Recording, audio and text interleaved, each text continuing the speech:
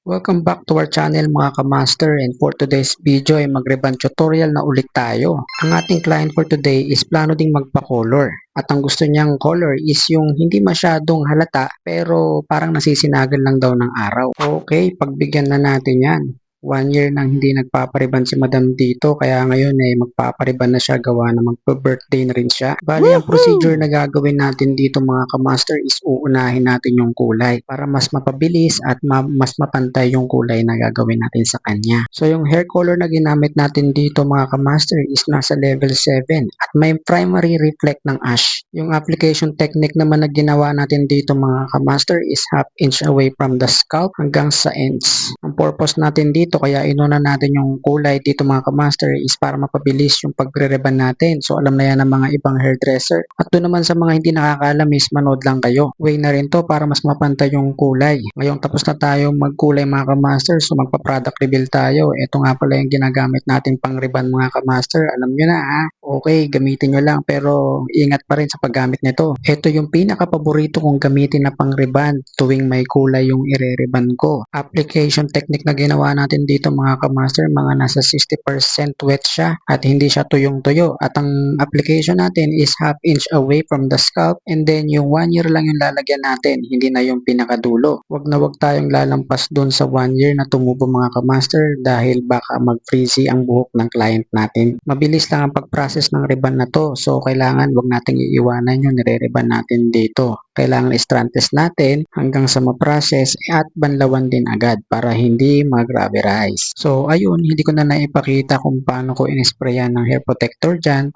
So makikita nyo yan sa mga dati kong mga videos. Ganun pa rin naman yung ginagawa natin dito. At ngayon ay magpa-plancha na tayo. Ang gamit kong plancha dito mga kamaster is MAC. At meron akong pang suportang isang maliit na plancha para dun sa roots. At para pang follow up na rin kung sakaling sumablay tayo. So dapat isaalang-alang din natin na dapat tama rin yung temperature na gamit natin dito sa init ng plancha. So yung temperature na gamit natin dito is nasa around 180 degrees Celsius. Yung way naman ng pagpa-plancha dito mga kamaster is hinay-hinay lang. At huwag tayong masyadong barubal kung mag-plancha na parang hinahatak na natin yung ulo ng client natin. Meron kasing epekto yan sa ulo ng client natin. Kung iisipin mo kapag mainit yung plancha tapos hinatak-hatak mo at pagkatapos niyan is babasain natin, baka magkasakit sila. Kaya ingatan natin mga kamaster yung mga client natin na nire-reban natin.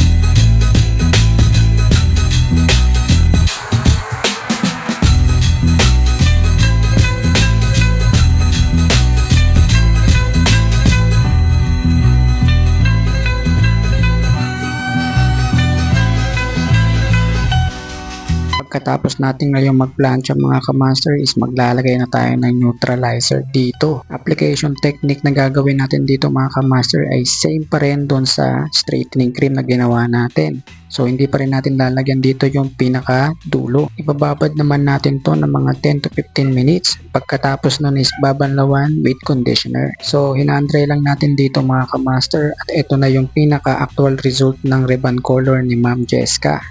So ano sa tingin nyo mga kamaster, okay ba? Plano din ni ma'am na pagupitan to, so punta na tayo sa pagugupit dito mga kamaster. So hindi naman sobrang iksi at gusto niya lang ditong malagyan ng layered at mabawasan na yung pinaka-dry dun sa dulo dahil sobrang haba na daw at naninipisan na siya. And I hope na meron tayong natutunan dito at meron tayong napulot na mga konting kaalaman. At sana nakatulong sa inyo ang video na to mga kamaster. At hanggang dito na lang tayo mga kamaster. Palaging tandaan, sharing is caring.